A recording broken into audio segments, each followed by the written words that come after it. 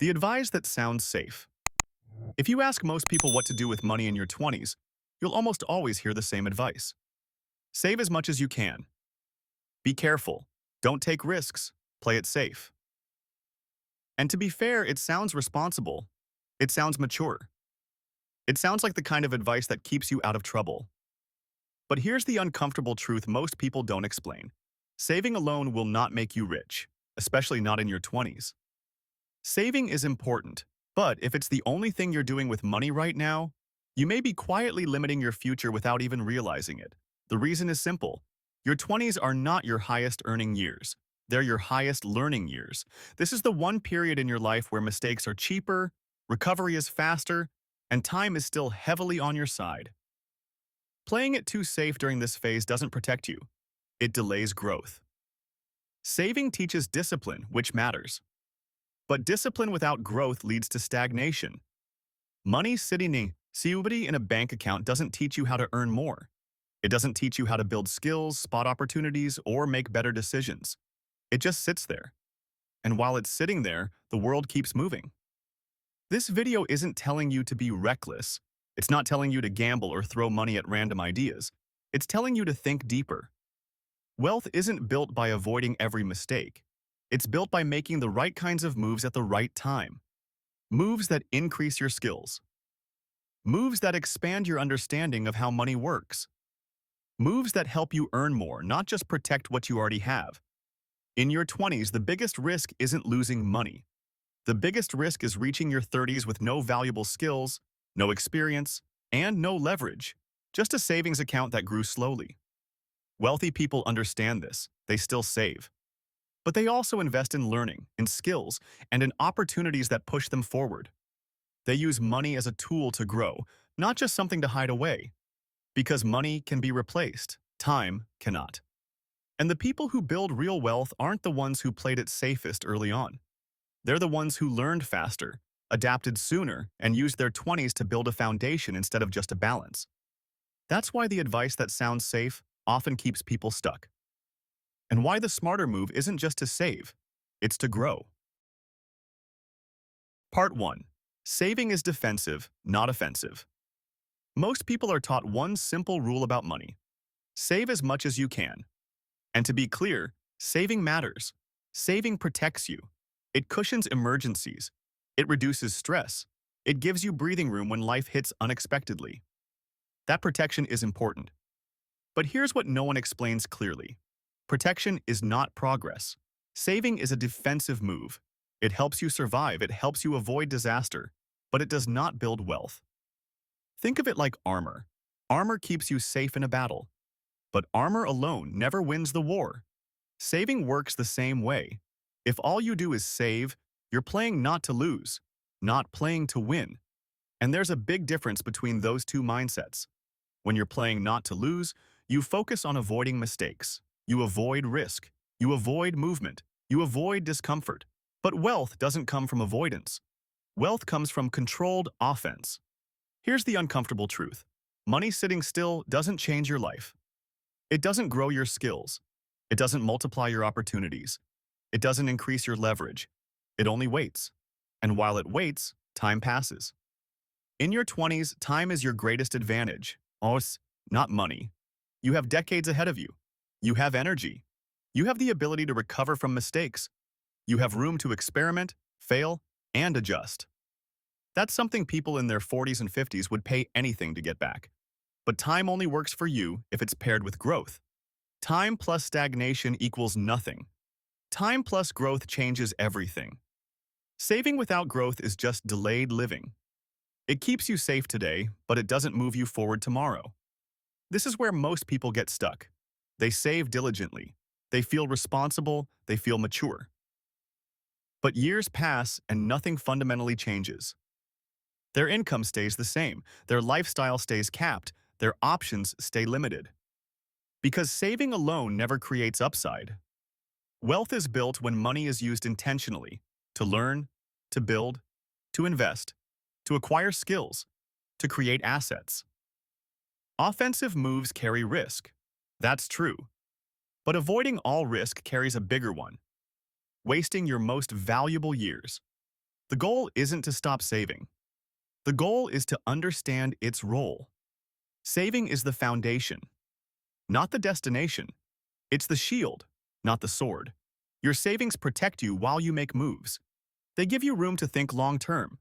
They give you confidence to take calculated risks. But if saving is the only thing you do, you're preparing for a future that never arrives.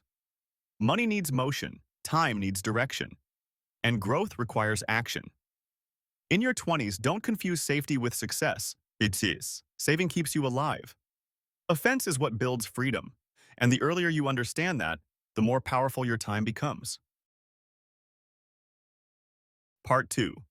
Saving doesn't change your income. Here's something most financial advice quietly skips over. You can only save what you earn. That single sentence changes everything, because no matter how disciplined you are, no matter how carefully you budget, and no matter how many small expenses you cut, your savings will always be limited by your income.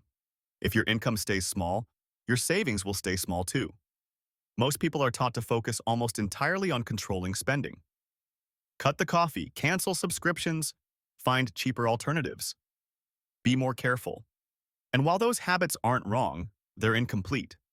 Because you can cut expenses endlessly, but there's a hard floor you can't go below. You still need food. You still need shelter.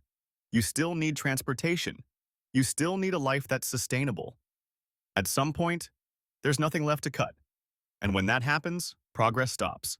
You can't budget your way into wealth if your income never grows. No amount of discipline can turn a low ceiling into a high one. This is where rich-minded people think differently. They don't ignore saving, but they don't obsess over it early on either. They understand that saving controls damage. It protects you from emergencies. It gives you stability. It buys you time. But saving doesn't create upside. Income does. And that's why wealthy people, especially early in life, put far more energy into increasing their earning power than into pinching pennies. They ask different questions. Not, how can I spend less, but how can I earn more? Not, what can I cut, but what can I build? They focus on skills that make them more valuable. Skills that solve problems. Skills that scale with time instead of trading hours for dollars. They look for opportunities where effort compounds, careers where experience sacks, businesses where systems do the work, investments in knowledge that pay off repeatedly. Because earning power is leverage. Once your income grows, saving becomes easier without feeling restrictive. Investing becomes possible. Options appear, but without income growth, even perfect saving habits eventually hit a wall. This is especially important in your 20s. Your 20s are not the decade where you're supposed to be perfectly optimized. They're the decade where you're supposed to expand. This is when you have the most energy, the fewest obligations, and the highest tolerance for experimentation. It's the best time to learn high-income skills, to try different paths, to take calculated risks that increase future earning potential. Yet many people do the opposite. They play defense too early. They focus entirely on avoiding loss instead of creating opportunity. They protect small amounts of money instead of building the ability to earn larger amounts later. And years pass. By the time they realize income matters more than extreme frugality, the window for easy experimentation has narrowed. Rich people understand this trade-off. They still save enough to stay stable, but they direct most of their attention toward growth. Growth of skills, growth of networks, growth of experience, growth of leverage. Because income is the engine. Savings is just the fuel tank. A small tank on a powerful engine still moves fast. A large tank on a weak engine goes nowhere. Saving controls damage. Income creates upside. And in your 20s, upside matters more than perfection. This doesn't mean reckless spending. It doesn't mean ignoring responsibility. It means recognizing that the most important financial decision you make early on isn't how much you save. It's how seriously you take increasing your earning power. Because once income grows, everything else becomes easier. Saving stops feeling like sacrifice. Investing stops feeling impossible. And wealth stops feeling like something meant for other people. It starts to feel achievable. And that shift changes everything. Part 3. Your 20s are not for maximum comfort. There's a quiet rule most people follow in their 20s. They don't say it out loud, but it guides every decision they make. Avoid discomfort. Don't spend money unless it feels safe. Don't try anything you might fail at. Don't risk looking foolish. Don't step into uncertainty. On the surface, it looks responsible, but underneath, it's fear wearing the mask of maturity. Saving often reinforces this mindset.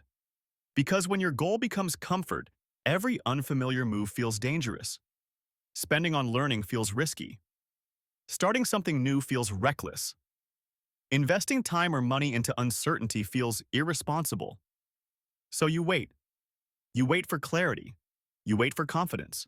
You wait for the right time. But here's the truth most people realize too late. Comfort is not progress. Comfort is where ambition goes quiet.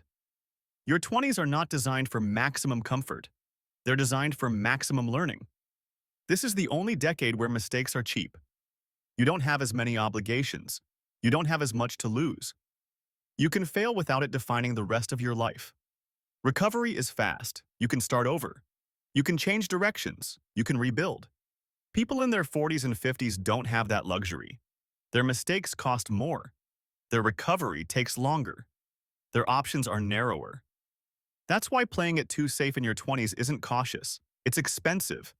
Because every year you avoid discomfort, you're not preserving potential, you're delaying it. And delayed potential has a way of turning into regret. Not regret from failure, but regret from inaction. Most people aren't haunted by the things they tried and failed. They're haunted by the things they never attempted at all. The business they never started. The skill they never learned. The risk they talked themselves out of. They told themselves they were being smart. They told themselves they were being patient. But patience without action is just fear standing still.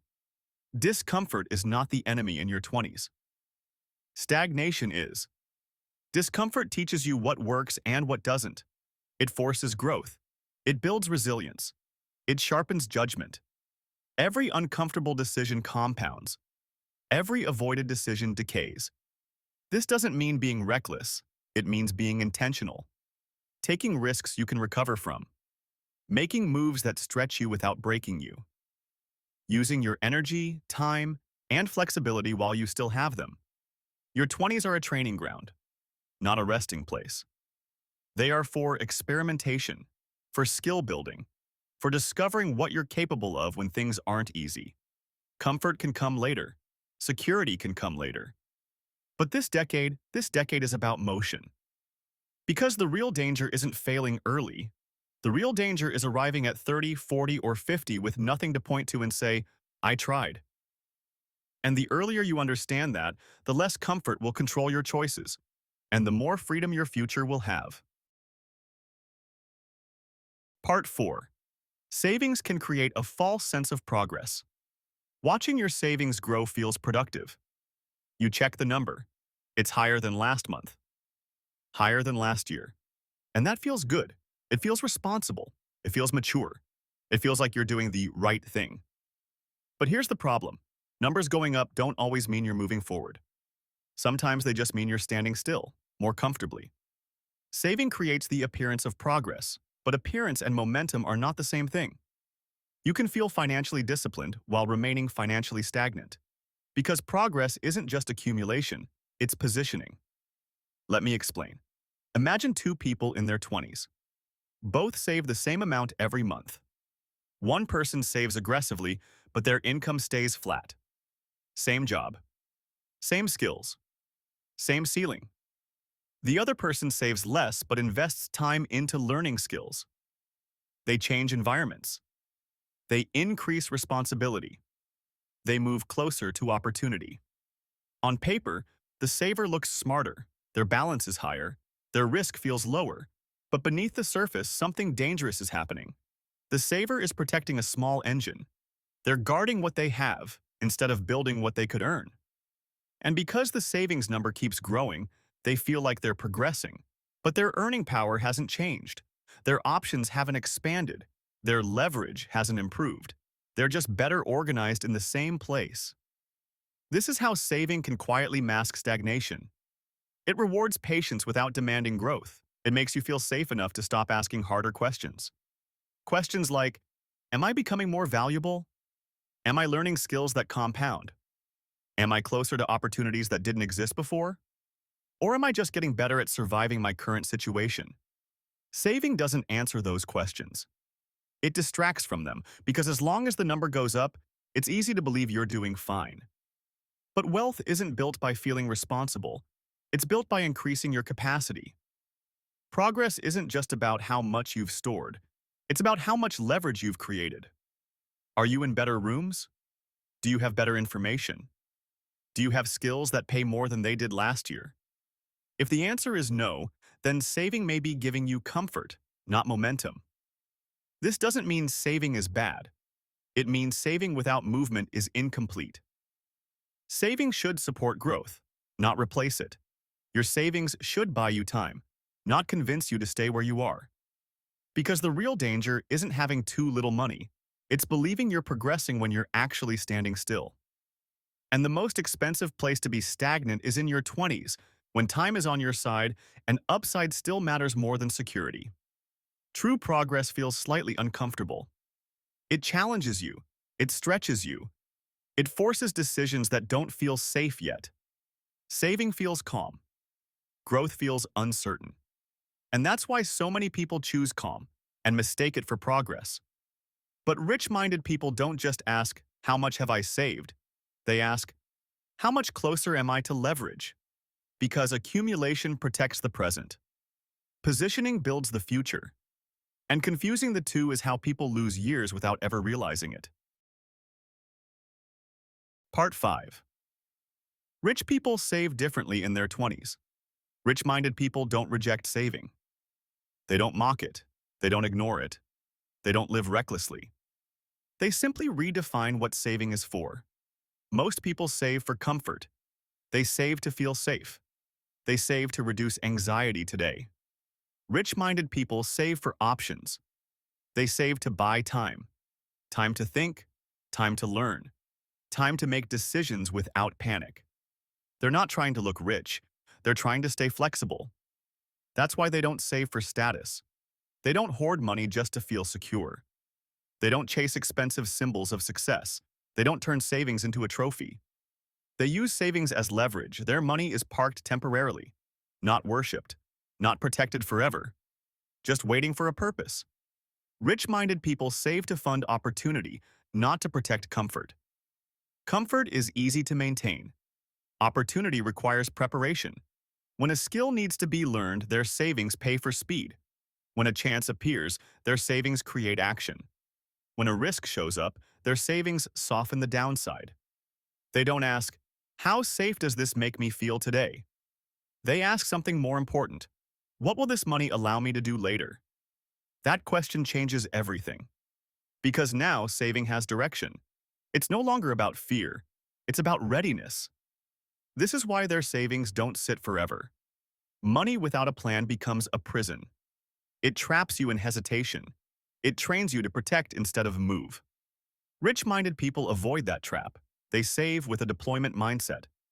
Every dollar has a future assignment. Learning, building, investing, acquiring leverage. Their savings account isn't a finish line, it's a launch pad, and that's especially important in your 20s. Because this decade rewards motion, not preservation. Safety without direction leads nowhere. You can feel safe and still be stuck. You can be disciplined and still be stagnant. You can save responsibly and still fall behind. Rich-minded people understand this early. That's why they don't confuse saving with progress. They don't confuse balance with growth. And they don't confuse peace of mind with a future. They save with intent. They save with patience. They save with action in mind. So if you're saving in your 20s, ask yourself one question. Is this money protecting me from fear or preparing me for opportunity? Because the difference between the two is the difference between staying safe and building real freedom. So if this helped you, don't forget to like, subscribe, and share it with someone who needs to hear this. Stay focused, stay consistent, and keep building a future you'll be proud to look back on. Your journey continues from here. Thank you, and see you on our next video.